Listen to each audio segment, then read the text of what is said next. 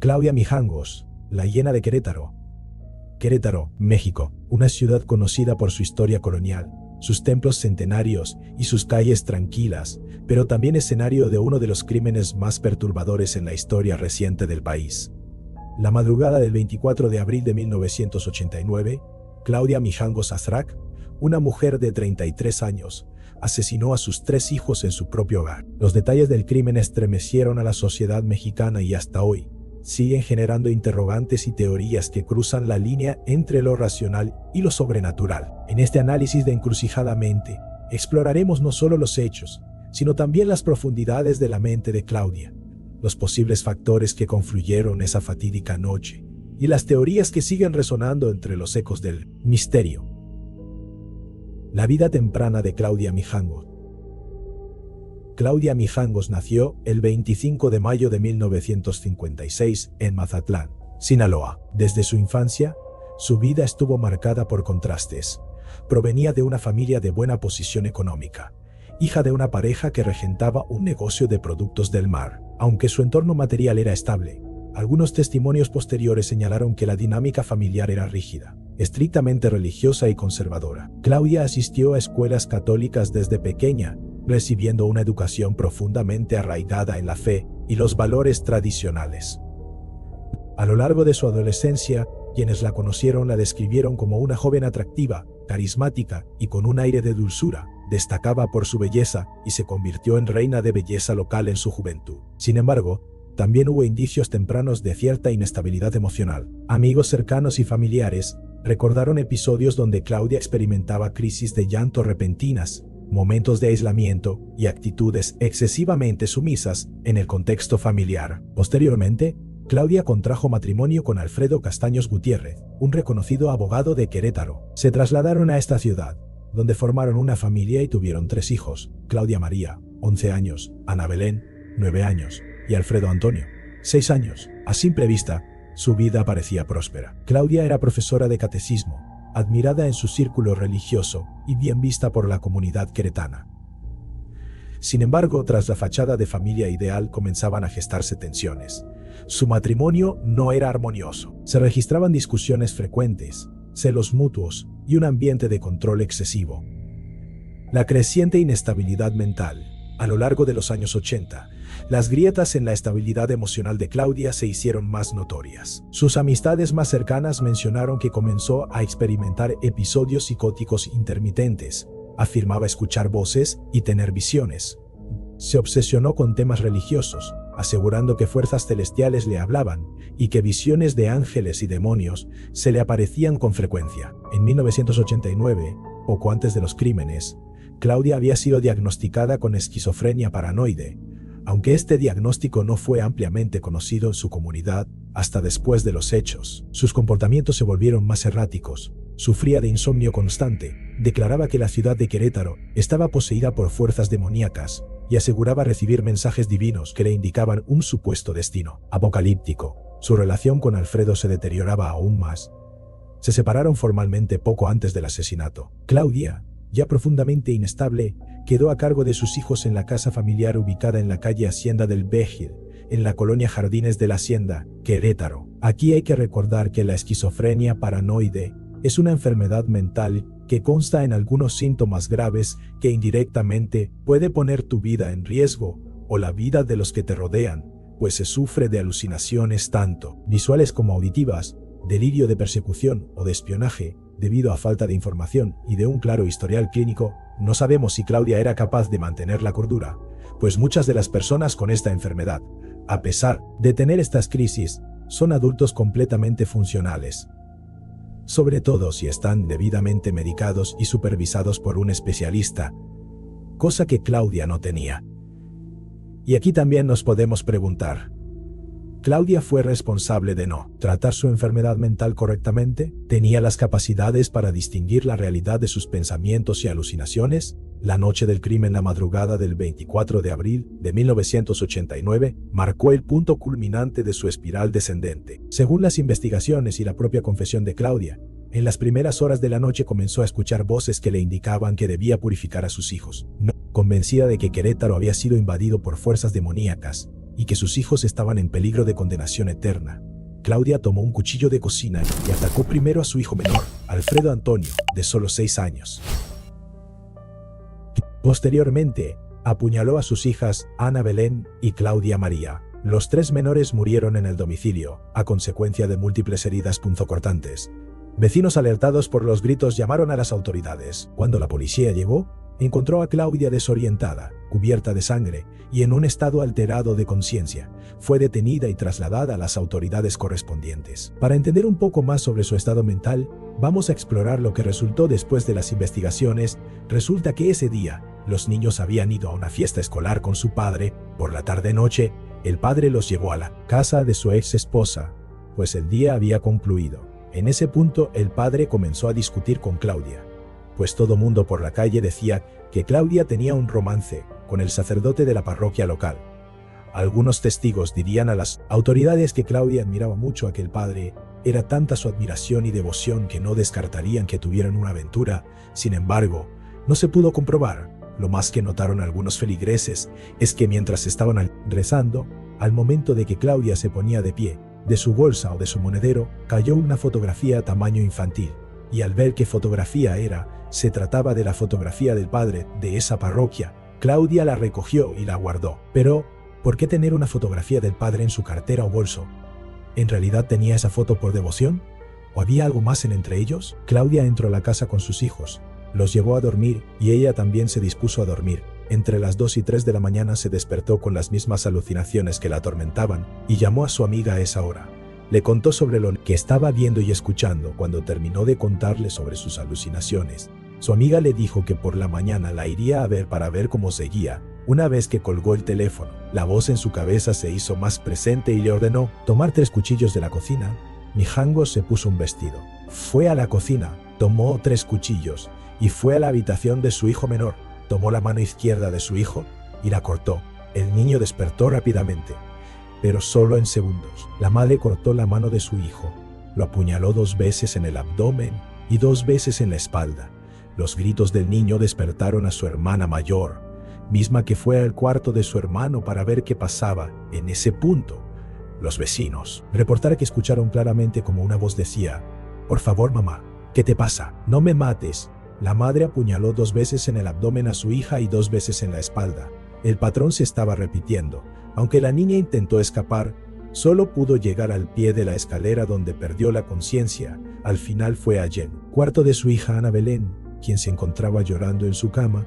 Al ver a su madre entrar a su cuarto, le preguntó qué estaba pasando. La madre le contestó que no se preocupara, que pronto estaría con sus hermanos, y con el tercer cuchillo la apuñaló 2 veces en el abdomen y 2 veces en la espalda. Después de esto, Claudia subió el cuerpo de su hija mayor hacia la recámara principal. También llevó a sus otros 2 hijos, los puso en la cama, los cobijó, bajó a lavarse las manos, lavó los cuchillos y procedió a cortarse las venas. Esto no ayudaría tanto al desarrollo del caso, pues algunos especialistas en criminalística dicen que Claudia no cortó sus venas con determinación. Había un temblor muy marcado al hacerlo. Por lo tanto, este acto refleja miedo o inseguridad para hacerlo.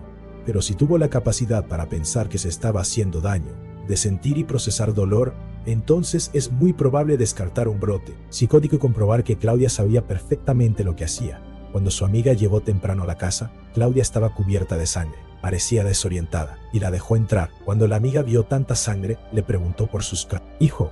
Claudia respondió que estaban en su cuarto. Cuando la amiga subió, vio a los niños llenos de sangre. Al preguntar qué había pasado, la respuesta que recibió fue que los niños se habían manchado con salsa de tomate. La amiga salió corriendo de esa casa y llamó a las autoridades. Cuando las autoridades llegaron, lo único que pudieron ver en un principio fue sangre por todos lados. De hecho, lo primero que pensaron es que la familia había sido víctima de algún tercero, pues en ese punto, incluso la madre parecía muerta.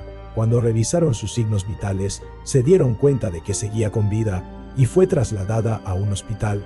El primer sospechoso fue su ex marido y por lo tanto fue investigado. Algunos días después, Claudia despertó en el hospital y fue interrogada. Cuando le preguntaron por sus hijos, respondió que estaban en su casa, pero obviamente toda la evidencia apuntaba en su contra. El juicio y la condena, el proceso judicial contra Claudia Mijangos, atrajo la atención de los medios nacionales. Las imágenes de la casa con rastros del crimen, los testimonios contradictorios y la personalidad aparentemente afable de Claudia contrastaban con la brutalidad de sus actos.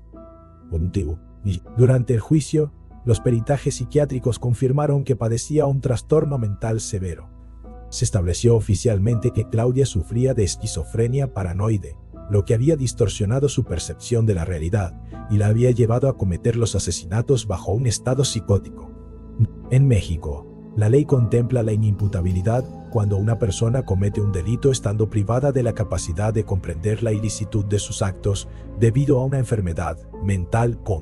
El tribunal determinó que Claudia no era penalmente responsable en el sentido tradicional, pero debía ser recluida en un centro psiquiátrico especializado. Fue sentenciada a 30 años de internamiento en el Hospital Psiquiátrico de Tepexpan, Estado de México.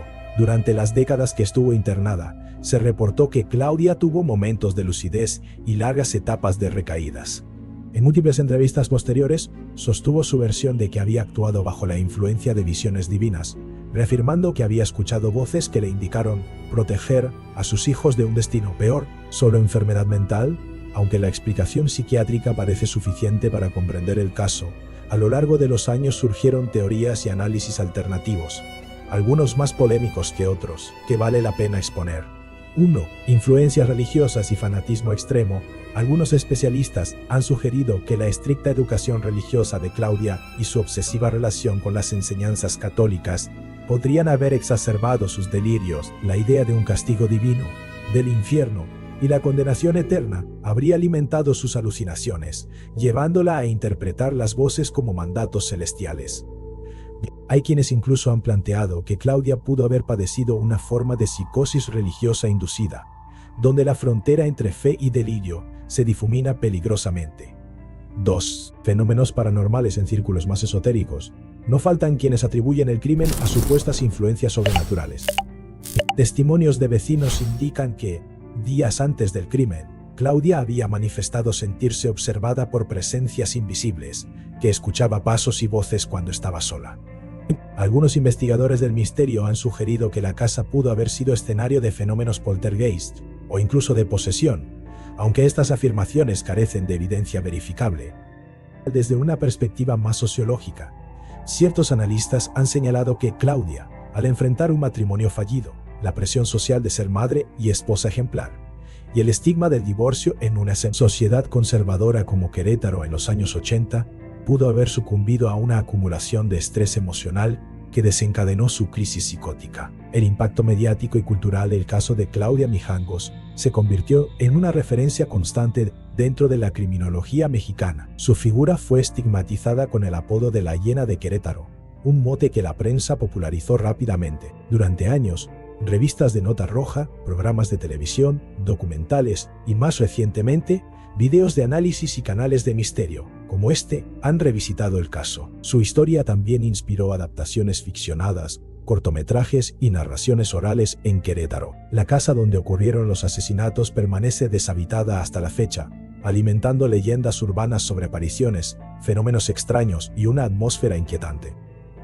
La liberación y sus últimos años. Claudia Mijangos cumplió su sentencia en el año 2019.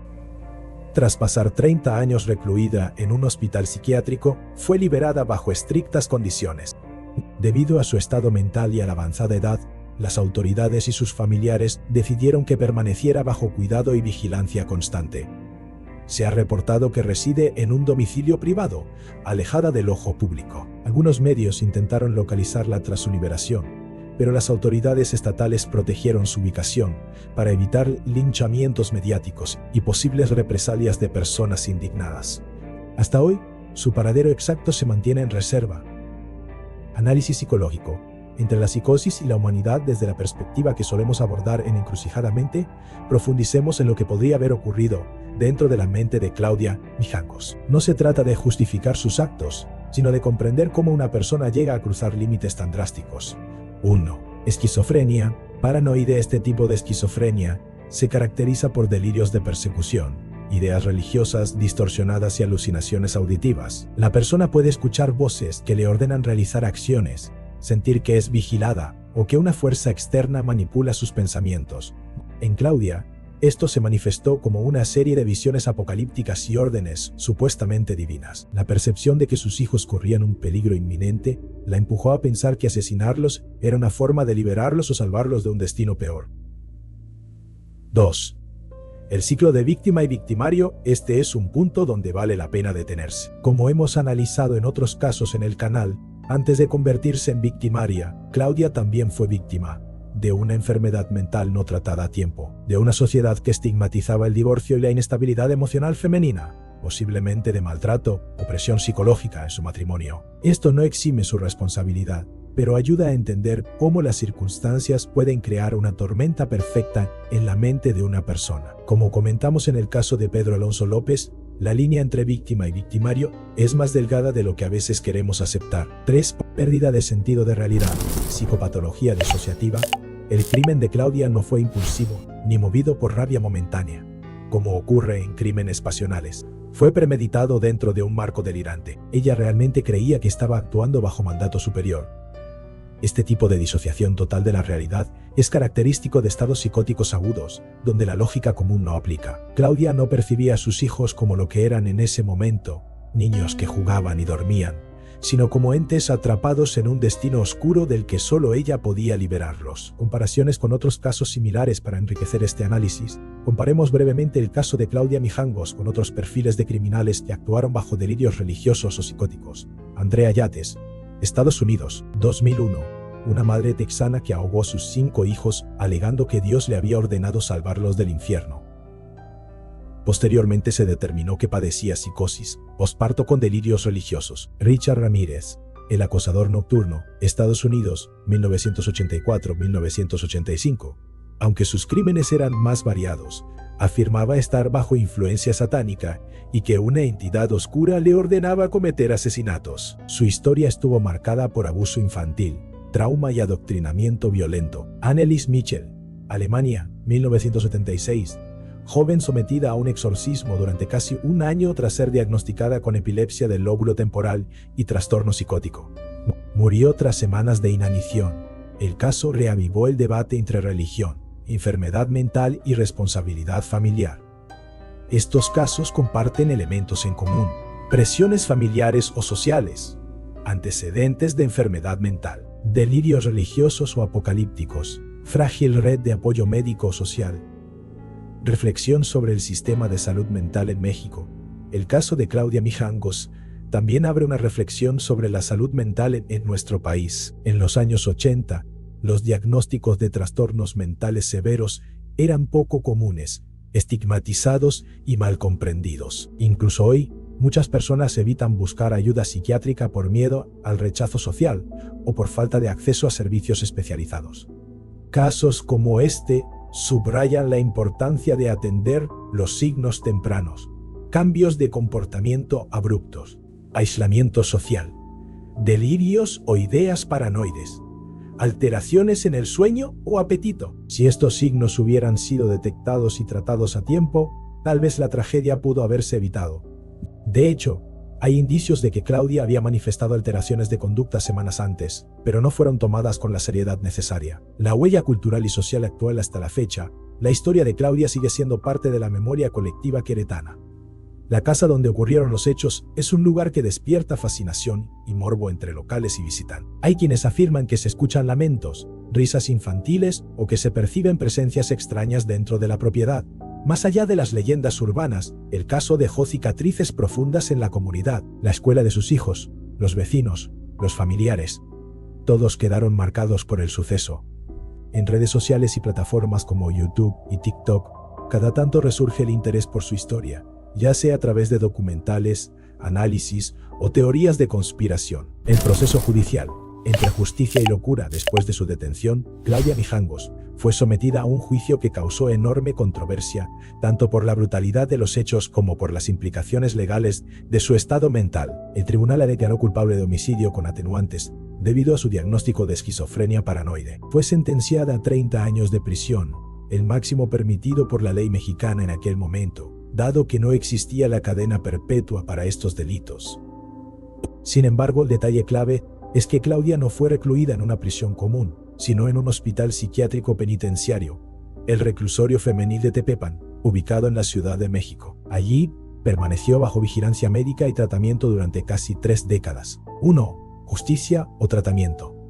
Este punto ha dividido opiniones hasta la fecha. Algunos consideran que Claudia no debió ser juzgada como una criminal, sino internada de inmediato en un hospital. Otros sostienen que, independientemente de su estado mental, debía responder ante la ley por el asesinato de 3 menores de edad. Este debate sigue vigente cuando analizamos crímenes cometidos bajo estados psicóticos o con diagnósticos mentales severos, donde termina la enfermedad y empieza la responsabilidad legal. La liberación de Claudia Mijangos en abril de 2019.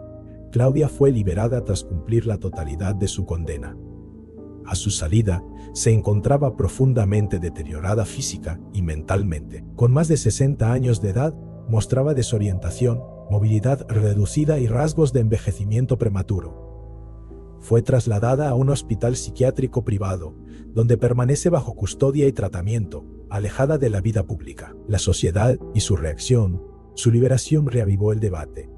Algunas personas sintieron miedo ante la posibilidad de que reincidiera. También hubo voces que, aunque no simpatizaban con ella, pidieron respeto por una mujer visiblemente derrotada por la enfermedad y la vida, poseída o enferma. El papel de las creencias religiosas, un tema que no podemos pasar por alto en este análisis, es el papel de las creencias populares y religiosas. Desde que se conocieron los detalles del caso, muchas personas aseguraron que Claudia estaba poseída por una entidad demoníaca, dado que ella misma hablaba de ángeles, demonios y batallas entre el bien y el mal. La interpretación religiosa vs. la psiquiátrica. Desde la religión, se interpretaba que Claudia había sido víctima de una fuerza oscura que nubló su razón. Desde la medicina, se trataba de un caso clásico de esquizofrenia, con delirios místico-religiosos. Este tipo de interpretaciones han estado presentes en muchos casos históricos. Anneliese Michel, como mencionamos antes. El caso de Michael Taylor, en Inglaterra, quien también cometió un crimen bajo un supuesto exorcismo. Varias historias dentro del folclore latinoamericano sobre personas que enloquecen por brujería o posesión. Como suelo decir en Encrucijadamente, la verdad probablemente se encuentra en un punto intermedio, dependiendo del cristal con que se mire, fe o ciencia. Impacto cultural y mediático. El caso inspiró múltiples adaptaciones y representaciones culturales, programas de televisión y documentales, como historias del crimen y reportajes en cadenas nacionales. Obras de teatro y cortometrajes, que retoman el tema desde perspectivas de horror, drama o suspenso. Relatos orales, que exageran o modifican la historia para aumentar el morbo. El fenómeno mediático no es extraño en crímenes tan impactantes. De hecho, en Encrucijadamente, lo hemos visto también en casos como las Poquianchis o Armin Meiwes, donde el interés social trasciende los hechos y construye una especie de leyenda negra. A más de 3 décadas de los acontecimientos, el caso de Claudia Mijangos continúa siendo un punto de convergencia entre el horror tangible y los enigmas que la mente humana es capaz de construir. Para muchos, Claudia fue la encarnación de la maldad. Para otros, una víctima de sí misma, de un entorno opresivo, de una enfermedad no comprendida a tiempo, o quizá de fuerzas que trascienden lo racional. Pero más allá de las etiquetas, queda un rastro indeleble de preguntas que aún no tienen respuesta definitiva. ¿Fue el trastorno esquizoafectivo el único detonante? La ciencia médica podría afirmar que sí, que las alucinaciones auditivas y visuales, sumadas a la paranoia religiosa, fueron las que llevaron a Claudia a actuar de forma tan atroz. Sin embargo, la multiplicidad de testimonios sobre su comportamiento en los meses previos, las tensiones maritales, la supuesta relación con el sacerdote, las creencias exacerbadas y la carga social de su contexto, no pueden ser ignorados. Todo parece entrelazarse, formando un rompecabezas que desafía una interpretación unívoca. Y si nos adentramos en la perspectiva sobrenatural, las dudas crecen aún más. ¿Podría una mente alterada ser más vulnerable a lo inexplicable? Quienes creen en la existencia de fuerzas oscuras afirman que Claudia habría sido presa fácil de una entidad que se alimentaba de sus miedos, culpas y obsesiones. La ubicación de la casa, cercana a zonas donde antiguamente se practicaban rituales religiosos, ha avivado estas teorías. Además, la percepción cultural mexicana, donde lo espiritual y lo tangible conviven estrechamente, alimenta este tipo de interpretaciones, comparando el caso con otros similares a nivel mundial, como el del famoso juicio de The Devil Made Me Do It en Estados Unidos. donde un joven argumentó que una posesión demoníaca lo llevó a cometer un homicidio, nos damos cuenta de que la delgada línea entre la locura y la influencia sobrenatural ha sido, históricamente, un terreno resbaladizo. En ambos casos, las explicaciones racionales y las espirituales se enfrentan sin que ninguna consiga anular completamente a la otra. Hoy, la casa ubicada en la colonia Jardines de la Hacienda sigue en pie, aunque deshabitada. Ha sido visitada por curiosos, investigadores de lo paranormal y escépticos que solo buscan desmentir mitos. Algunos aseguran haber escuchado voces, haber sentido presencias o haber captado imágenes extrañas. Otros simplemente afirman que se trata de un lugar más, cargado de la energía que deja un acto tan perturbador. La propia Claudia, tras cumplir su condena en un hospital psiquiátrico, fue liberada en 2019 y vive recluida, lejos del ojo público. Su estado actual, tanto físico como mental, es incierto y en muchos sentidos irrelevante para la narrativa popular que la convirtió en un símbolo del horror. Pero entonces, la pregunta final queda en el aire. ¿Hasta dónde somos responsables de nuestros actos cuando la mente comienza a distorsionar la realidad? ¿Es Claudia Mijangos la única culpable? ¿O es también el producto de una serie de omisiones familiares, sociales, médicas y espirituales?